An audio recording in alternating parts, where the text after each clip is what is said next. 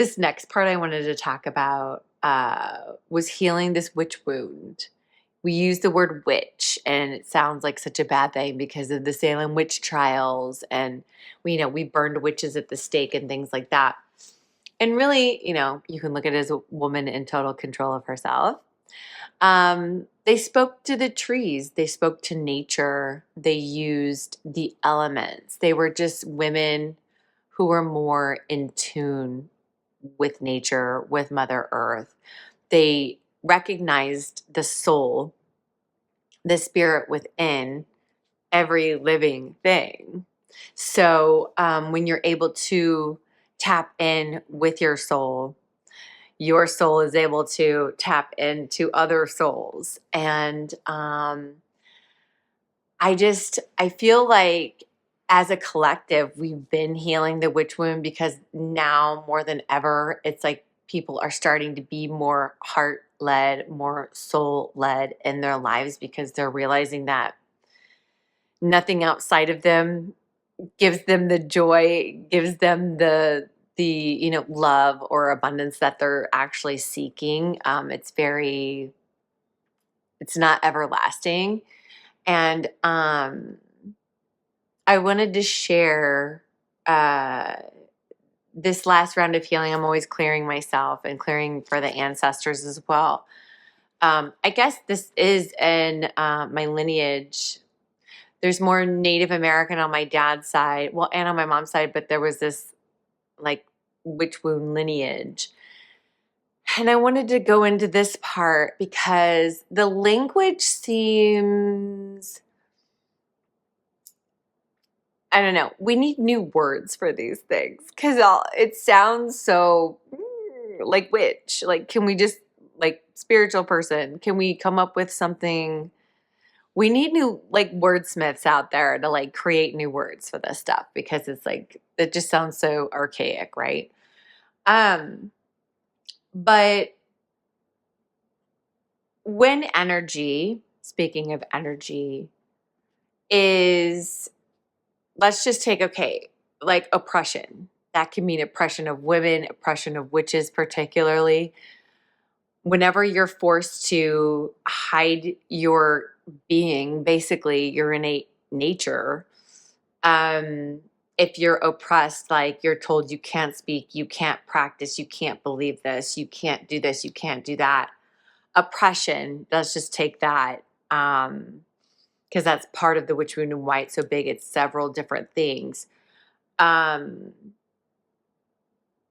This one was, well, okay. So it can become an entity.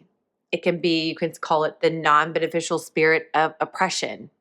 Because when you have that energy and that much energy built up over time, that gets passed down through generation, through generation, through generation, through generation, through generation, like all the way back, it becomes this massive amount of energy. And some people can call it a non-beneficial spirit, a non-beneficial entity. You can even call it a demon.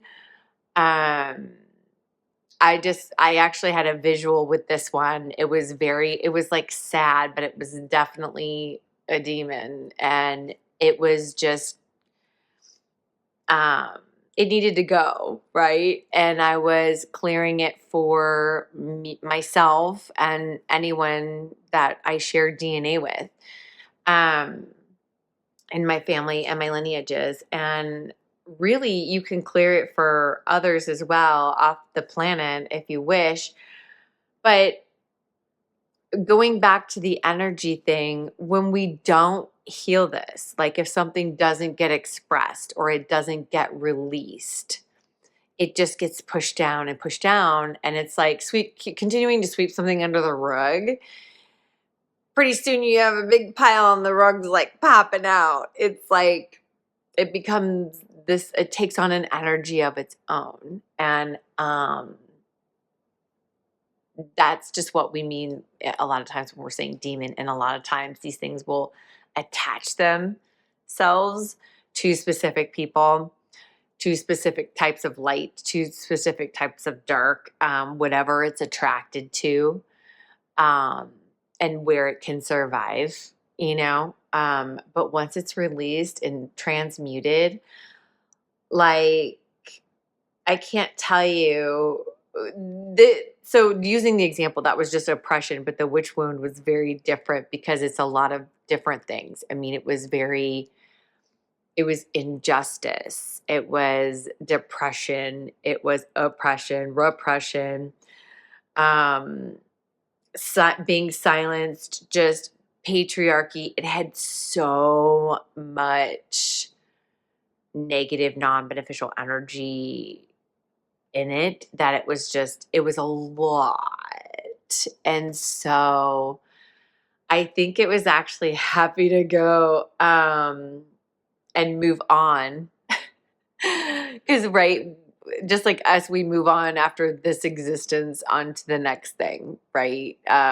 So it felt really good to get rid of. But it feels really good to heal that and to acknowledge those wounds and to release them and ask light, pure love, and divine light for the highest good to fill in the spaces for the highest good. Okay, sorry if anyone else needs it. When I start talking about these things, I kind of start calling in my ancestors, my guides, and things like that. They automatically come, so they're present, they're here.